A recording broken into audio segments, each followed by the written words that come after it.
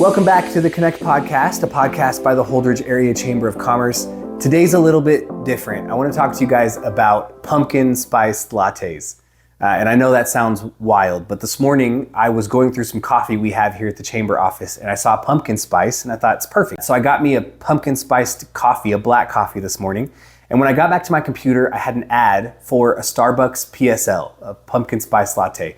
And it made me think about I think it was 2003, Starbucks had launched what they called the pumpkin spice latte. And at that time, I'm pretty sure it was something that most of the coffee shops were probably doing around the fall, along with their apple flavors. But it didn't just become a drink launch, it became a cultural tradition. I wanted to talk a little bit about how Starbucks created a ritual more than just an event that became seasonal, that Starbucks now has 2 decades later still profited from year after year. And now it becomes a thing that's a household name that people just expect. So let's talk a little bit about it. The biggest part of the pumpkin spice latte is scarcity and anticipation. Limiting a product or a service to a certain time of year is something that local businesses can be doing right now with things you already offer, and maybe you already offer seasonal. The thing about tradition is customers come to expect it, whether that's once a month or like this, once a season. They look forward to it, they anticipate it, and they make sure that they're ready and plan even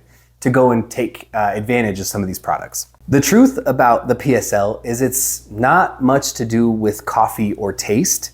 It's a lot to do with a feeling that people associate to fall. What can your business or product or service do to tie in your business, product, or service to a feeling? Well, a retailer can offer a limited time fall or holiday bundle. A lot of you are already doing this. A restaurant can have a seasonal menu or even a seasonal item. I just saw Lost Way posted a cinnamon apple craft beer. There are a lot of ways to take advantage of something like that. If you're a service business, you don't have to offer a product. You can offer a back to school discount or a fall discount. I've seen nonprofits do a themed fundraiser yearly. So if you're planning a fundraiser, maybe it's a fall fundraiser and you focus on fall products or fall givings and offerings. So what are some questions that you should ask yourself? Well, what product, service, or theme can you seasonalize currently? How do you make it feel like a community tradition or a tradition for your business?